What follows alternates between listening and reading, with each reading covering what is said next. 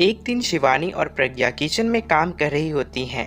तभी किचन में प्रज्ञा को चूहा दिखता है और वो जोर से चिल्लाती है। दीदी वो देखो चूहा। वो डर के प्लेटफॉर्म में चढ़ जाती है। अरे चूहा ही तो है। तू तो ऐसे डर रही है जैसे तूने तो भूत देख लिया हो। कितनी डरपोक है तू भी ना प्रज्ञा। आप ज्यादा हंसो मत दीदी, हर इंसान को किसी न किसी चीज से डर लगता है। लगता होगा पर मुझे तो किसी चीज से डर नहीं लगता। मैं तो भाई बहुत बहादुर हूँ, पर तू हद कर दी भाई, एक चूहे से डर गई। फिर एक दिन प्रज्ञा अपने कमरे से निकल रही होती है और तभी शिवानी उसे पीछे से आकर डरा देती है। प्रज्ञा एकदम से उछल पड़ती है। दीदी ऐसे भी कोई मजाक करता है क्या? अरे जरा तू अपनी शक्ल तो देख। एकदम पैगन की तरह नीली पड़ गई है। अरे मेरी देवरानी इतनी बड़ी डरपोक है, मुझे तो पता ही नहीं था। आप ऐसे चौंकाओगे तो कोई भी डरेगा ना। अरे ना ना, कोई बहाना काम नहीं आएगा। आज से तुम्हारा नाम डरपोक प्रज्ञा। शिवानी प्रज्ञा का मजाक बनाकर चली जाती है। प्रज्ञा जेठानी की मजाक करने की आदत से परेशान हो जाती है। जब देखो मेरा मजाक ही उड़ाते रहती है। इनकी शिकायत तो मम्मी जी से करनी ही पड़ेगी मुझे। प्रज्ञा अपनी सास के पास जाती है और उन्हें सारी बात बताती है कि किस तरह उसकी जेठानी उसे डरा कर मजाक उड़ाती रहती है। ओहो, तो बड़ा घमंड है बड़ी बहू को अपनी बहादुरी पर। कोई नहीं, अभी उसका घमंड तोड़ देते हैं। मेरे पास एक तरकीब है। छोटी बहू एक काम कर तू। प्रज्ञा की सास उसे अपनी जेठानी को डराने का प्लान बताती है। अरे वाह, ये तो बहुत अच्छा आइडिया है मम्मी जी। क्या बात है, आइडिया सुनकर लग रहा है कि आप अपने बचपन में काफी शरारती रही होगी मम्मी जी।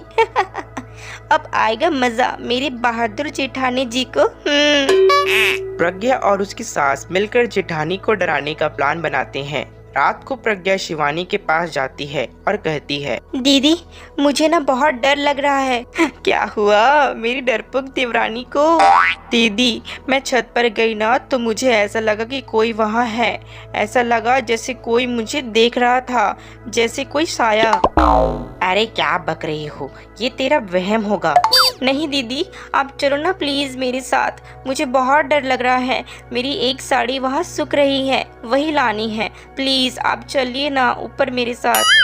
ओफो चल। प्रज्ञा शिवानी को बहाने से छत पर ले जाती है और वो उसके पीछे चल रही होती है। ले आ गए हम छत पर। कहाँ है भूत, दिखा कहीं तो नहीं है? तभी प्रज्ञा चुपके से सीढ़ियों पर छुप जाती है और शिवानी छत पर अकेले रह जाती है। अरे प्रज्ञा कहाँ चली गई? प्रज्ञा एकदम से सीढ़ियों का दरवाजा बंद कर देती है। अब शिवानी को डर लगने लगता है। मैं नीचे चली जाती हूँ।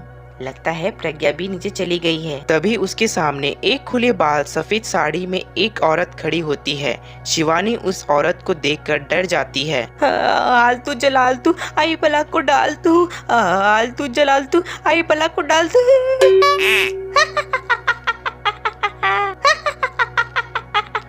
चुड़ैल की हंसी को सुनकर शिवानी बुरी तरह से डर जाती है। नहीं नहीं नहीं नहीं, मुझे छोड़ दो, भगवान के लिए मुझे छोड़ दो। नहीं नहीं नहीं नहीं नहीं, मैं तुझे नहीं छोड़ूंगी, मैं तेरा खून पी जाऊंगी। तभी चुड़ैल की हंसी उसकी सास की हंसी में बदल जाती है। मम्मी जी, ये तो मम्मी जी की आवाज है।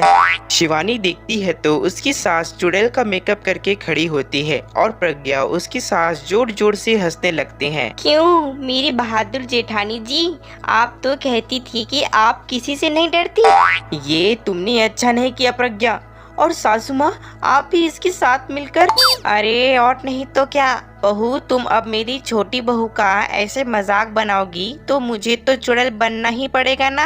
प्रज्ञा और उसकी सास जोर जोर से हंसने लगते हैं और शिवानी गुस्से से नीचे चली जाती है।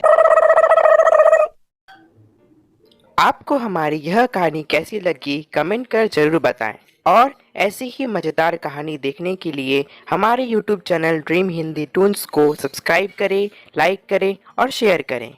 मिलते हैं आपको अगली कहानी के साथ, तब तक के लिए धन्यवाद।